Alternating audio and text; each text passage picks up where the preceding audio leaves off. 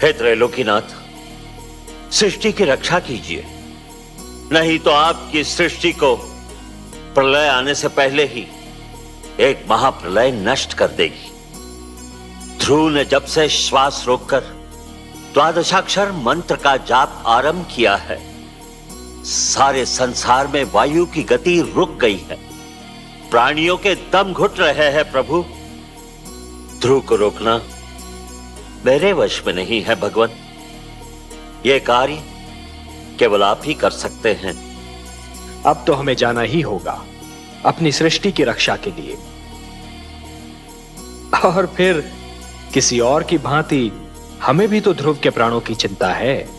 तुम मुझे अपने सम्मुख देखना चाहते थे ना, तो लो देखो, मैं तुम्हारे नेत्रों के सामने उपस्थित हूं। तुम विजयी हुए पुत्र, तुमने मुझे जीत लिया।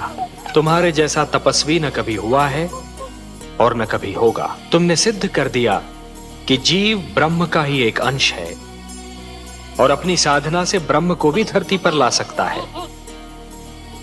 तुमने यह सिद्ध कर दिया वत्स कि सृष्टि की सबसे बड़ी शक्ति है भक्ति। वत्स ध्रुव, अब श्वास लेना आरंभ कर दो पुत्र। अब मैं कहीं नहीं जाऊंगा।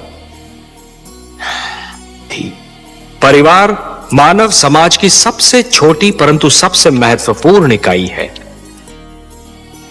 हमने पृथ्वी पर रहने वालों के लिए कुछ नियम दिए हैं और उनके अनुसार एक पिता परिवार का स्वामी होता है। पुत्र को प्यार देना, उसका संरक्षण करना पिता का कर्तव्य है। एक पिता ब्रह्मा भी होता है और विष्णु भी। वो जन्म भी देता है और पुत्र का पालन पोषण भी करता है। देवी, संघर्ष का संबंध आयु से नहीं, इच्छा शक्ति और मन की लगन से होता है। भड़कती हुई ज्वाला पहले छोटी सी चिंगारी ही होती है।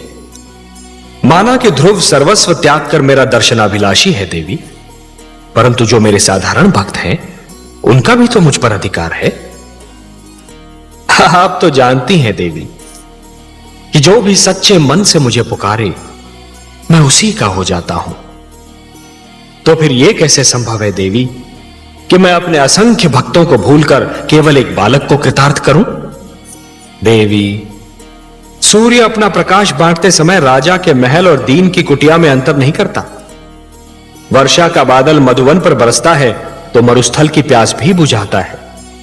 तो फिर यह कैसे संभव है देवी कि मैं अपने भक्तों में पक्षपात करूं? हे महादेवी, यह मत भूलिए कि ईश्वर भी ईश्वरत्व के नियम से बंधा है और ईश्वरत्व का नियम है समानता। मेरी दृष्टि में समस्त मानव जाति समान है। मैं धरती पर जा अवश्य सकता हूं देवी, किंतु समस्त मानव समूह के कल्याण के लिए। महादेवी, जिस प्रकार जब जल माटी को गीला कर देता है तो माटी में से सुंदर अंकुर फूटते हैं, उसी प्रकार जब भक्ति मन को उदार बना देती है तो मन में सुंदर विचारों का जन्म होता है। जिस प्रकार वर्षा फूल पर जमी हुई धूल को धोकर फूल को स्वच्छ और निर्मल बना देती है, उसी प्रकार जब श्रद्धा मन को छूती है तो मन को पवित्र और उज्जवल बना देती है। यदि ऐसी स्थिति बन जाए कि दो परस्पर विरोधी गुटों की लड़ाई में दोनों ही पक्षों के केवल निर्दोष और असहाय तत्व ही अत्याचार और आतंक के लक्ष्य बन जाएं, तो हर उदार मन तड़प उठता है। जिस प्रकार दीपक जिस अंधकार को मिटाता है, वो अंधकार उसी के नीचे जा छुपता है, उसी प्रकार कभी कभी सत्य को असत्य के नीचे और पुण्य को पाप के नीचे ही शरण मिलती है। एक पापी सत्य को संसार से मिटाने की धुन में यह भूल जाता है कि सत्य तो वहां भी पल सकता है जहां कभी उसने सोचा ही न था।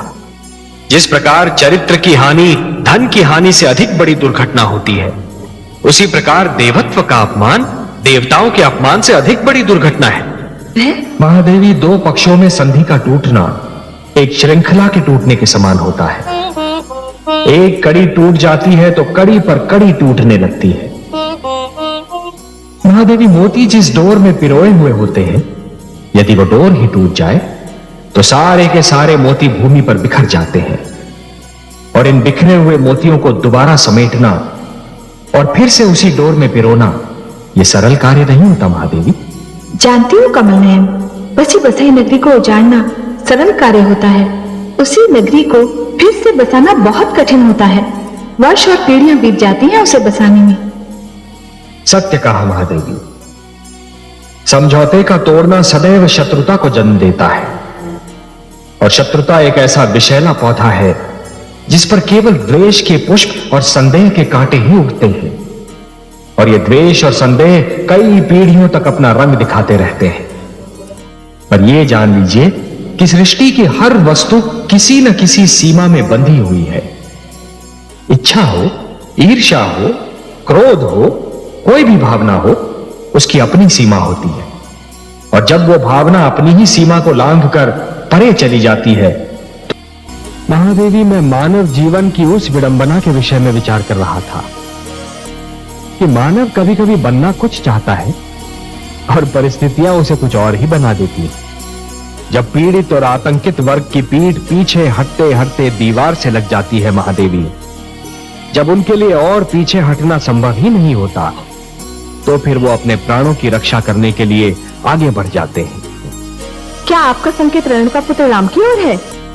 हाँ महादेवी, देखिए ना, मेरे इस अंश ने प्रथम बार पूर्ण मानव के रूप में जन्म लिया, और वो भी एक विद्वान, एक गुरु, एक आचार्य के घर में, एक सुशील नारी की गोद में जन्म लिया।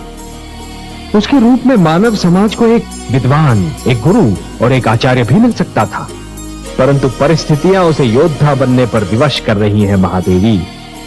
उसके हाथ से पुस्तक छीनकर उसमें शस्त्र थमा रही हैं।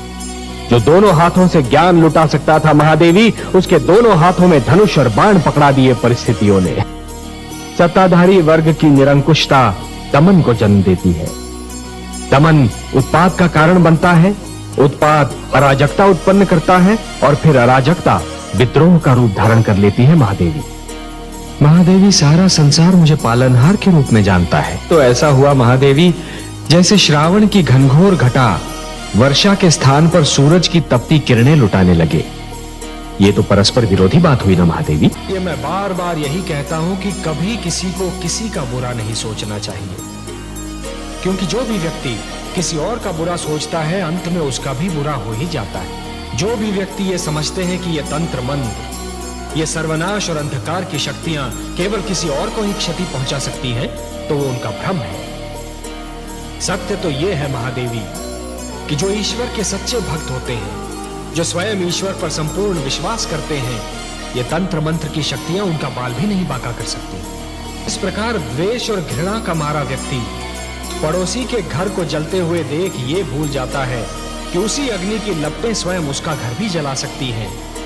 उसी प्रकार जो व्यक्ति तंत्र मंत्र में विश्वास करता है, वो ये भूल जाता है कि यही तंत्र मंत्र की शक्तियां स्वयं उसका भी सर्वनाश कर सकती हैं। हाँ देवी, कि जिस प्रकार जब एक पुरुष भटक जाता है तो केवल एक ही व्यक्ति भटकता है, परंतु जब एक